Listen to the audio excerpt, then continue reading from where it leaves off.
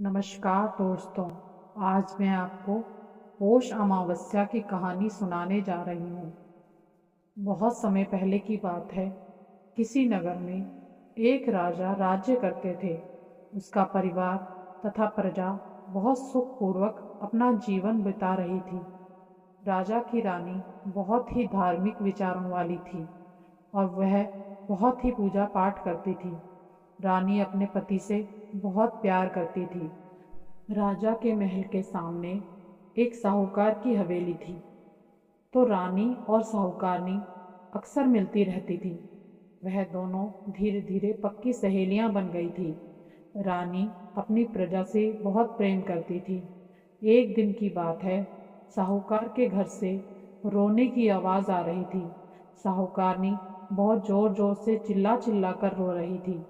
जब रानी ने साहूकारनी के रोने की आवाज़ सुनी, तो रानी ने राजा से पूछा कि महाराज, यह रोने की आवाज़ कहाँ से आ रही है और जो भी रो रहा है वह क्यों रो रहा है।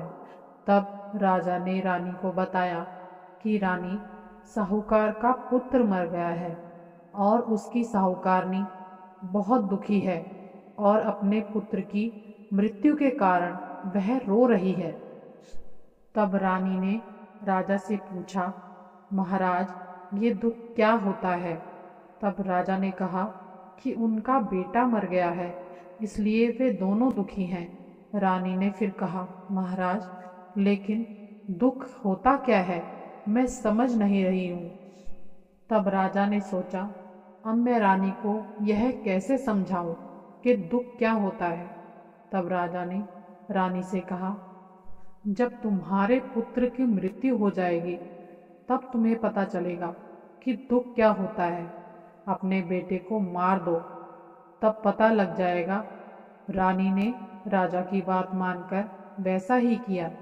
रानी ने महल की छत से अपने बेटे को नीचे गिरा दिया, लेकिन भगवान की कृपा से बेटा भूसे के ढेर पर जा गिरा और उसे खरोंच तक नहीं आई।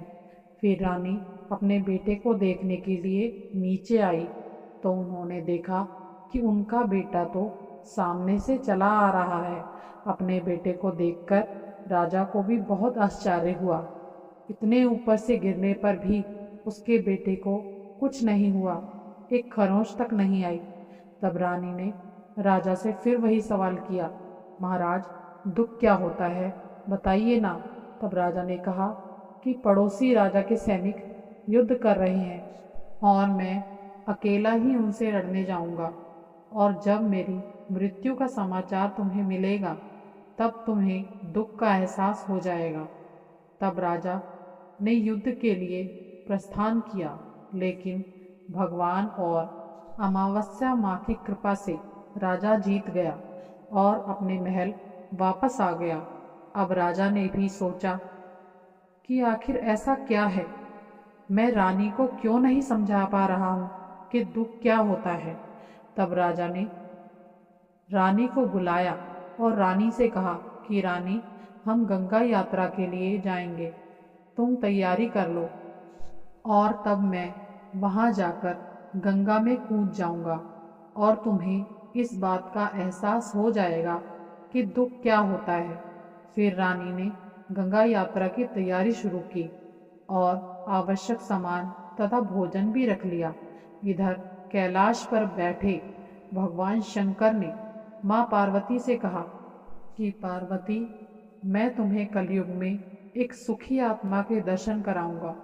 तब भगवान शंकर ने बकरे का और माँ पार्वती ने बकरी का रूप धारण किया और वे दोनों बावड़ी के आसपास घास चरने लगे। इतने में राजा रानी की सवारी वहीं पे आ गई। जब रानी ने सुंदर बावड़ी में छाया देखी तो राजा से कहा, राजन, हम यहीं जलपान कर विश्राम करेंगे और फिर आगे बढ़ेंगे।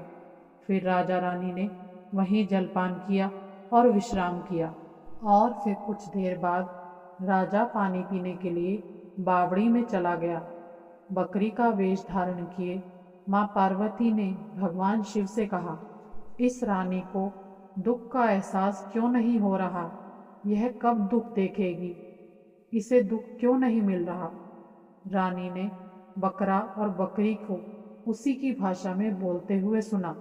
रानी ने सुना कि भगवान शिव माँ पार्वती से कह रहे हैं कि इस रानी ने अमावस्या का व्रत किया था, इसलिए इस जन्म में यह रानी बनी और सुख का आनंद ले रही है, और राजा गंगा में कूदने पर भी नहीं मरेगा।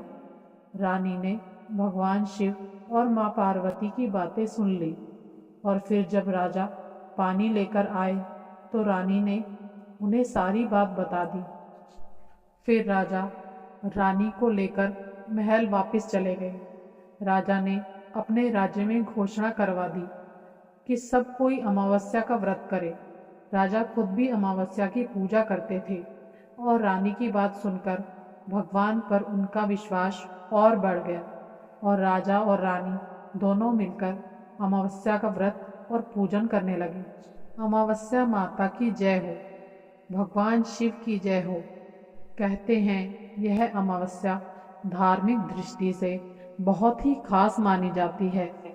पौष अमावस्या के दिन जो भी विष्णु भगवान का पूजन करते हैं उन्हें वैकुंठ की प्राप्ति होती है, और इस दिन पितरों के निमित्त दान और जप का विशेष महत्व है। तो कैसी लगी आपको आज की कहानी? कृपया कमेंट बॉक्स में ज़रूर बताएं, और ऐसी ही कहानियों के लिए हमारे चैनल ओंकारा भक्ति को सब्सक्राइब करें। धन्यवाद।